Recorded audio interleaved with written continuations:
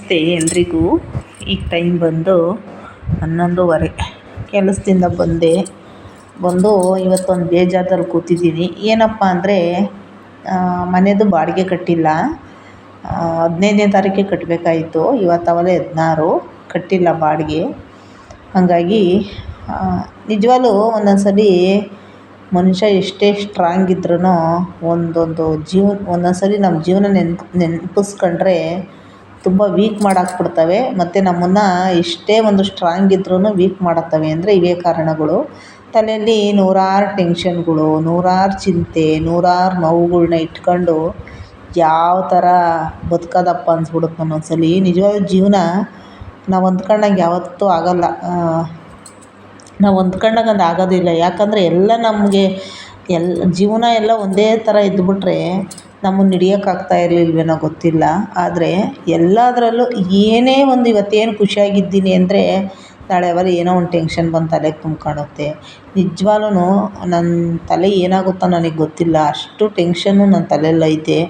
ಈ ಗೊಬ್ಬರ ನನ್ನ ತಲೆಯಲ್ಲಿರೋಂಥ ಗೊಬ್ಬರ ಎಲ್ಲ ಯಾವತ್ತು ಆಚೆ ಹೋಗುತ್ತೋ ನಂಗೆ ಗೊತ್ತಿಲ್ಲ.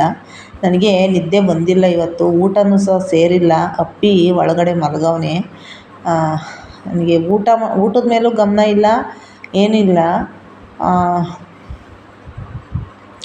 ಏನೇನೋ ಮನುಷ್ಯನಿಗೆ ನೂರಾರು ಥರ ಚಿಂತೆಗಳು. ನಿಜವಾಗ್ಲೂ ಒಬ್ಬೊಬ್ರು ಎಷ್ಟು ಆರಾಮಾಗಿರ್ತಾರೆ ಅಂದರೆ ನಮ್ಮ ಕೈಲಿ ಆ ಥರ ಆರಾಮಾಗಿರೋಕ್ಕೆ ಆಗೋಲ್ಲ.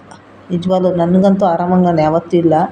ನಾನು ಹುಟ್ಟಿನಿಂದ ಇಲ್ಲಿವರೆಗೂ ನಾನು ಸಂತೋಷ ಅನ್ನೋದು ಯಾವುದೋ ಒಂದು ಕ್ಷಣ ನೋಡಿರ್ಬೋದೇನೋ, ಅಷ್ಟು ಬಿಟ್ಟರೆ ಎಲ್ಲ ಏನಾದರೂ ಒಂದು ಟೆನ್ಷನ್ನು. ಯಪ್ಪ ನನಗಂತೂ ನಿಜವಾಗ್ಲೂ ಜೀವನವೂ ಬೇಡ, ಈ ಬದುಕಿನ್ನೇನಕ್ಕಪ್ಪ ಅನಿಸ್ಬಿಡುತ್ತೆ ಒಂದೊಂದ್ಸಲ.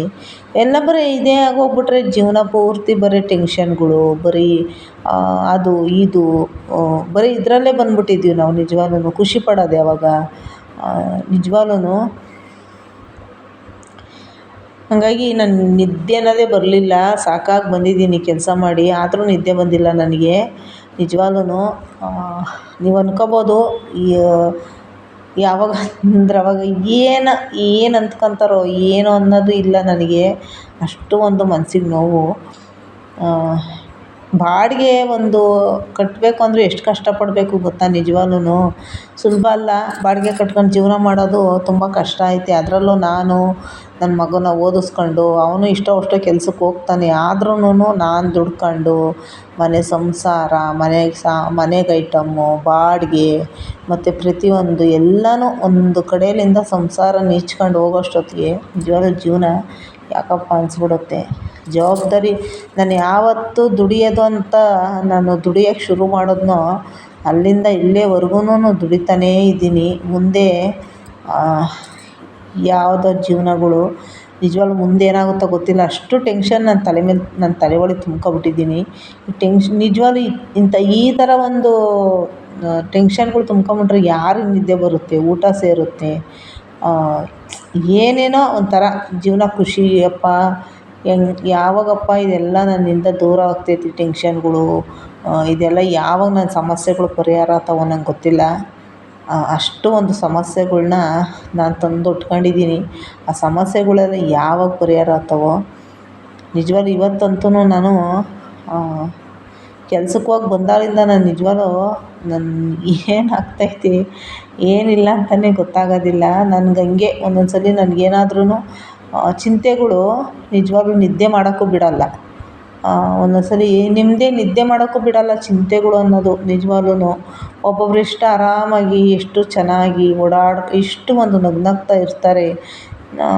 ನಮ್ಮ ಜೀವನ ಅವ್ರ ಮುಂದೆ ನಾವೇನೇನೂ ಅಲ್ಲ. ನಾವೆಲ್ಲ ಬರೀ ಟೆನ್ಷನ್ನೇ ಇಟ್ಕೊಂಡು ಜೀವನ ಮಾಡ್ತಾಯಿದ್ದೀವಿ. ಟೆನ್ಷನ್ಗೋಸ್ಕರ ನಾವು ಹುಟ್ಟಿದ್ದೀವ? ಅಲ್ಲ, ಟೆನ್ಷನ್ನೇ ನಮಗೋಸ್ಕರ ಹುಟ್ಟೈತೋ ಗೊತ್ತಿಲ್ಲ. ಆದ್ರೂ ನಿಜವಾಗ್ಲೂ ಎಲ್ಲ ಥರದ್ದು ನಿಭಾಯಿಸ್ಕೊಂಡು ಎಷ್ಟೇ ಧೈರ್ಯವಾಗಿ ಎಷ್ಟೇ ಒಂದು ಸ್ಟ್ರಾಂಗಾಗಿ ನಿಂತ್ಕೊಂಡ್ರೂ ಒಂದೊಂದ್ಸಲ ಕುಗ್ಗಿಸ್ಬಿಡುತ್ತೆ ನನ್ನನ್ನು.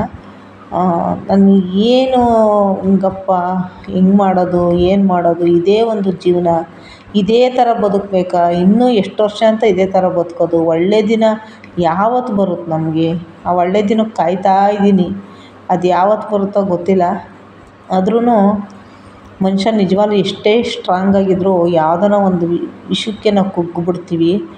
ಒಂದು ದುಡ್ಡಿನ ವಿಷಯಕ್ಕಾಗಿರ್ಬೋದು, ಇಲ್ಲ ಒಂದು ಏನೋ ಒಂದು ಮನಸ್ಸಿನ ಏನೋ ಒಂದು ನೋವು ನಮ್ಮನ್ನು ಕುಗ್ಗಿಸ್ಬಿಡುತ್ತೆ ನಿಜವಾಗ್ಲೂ.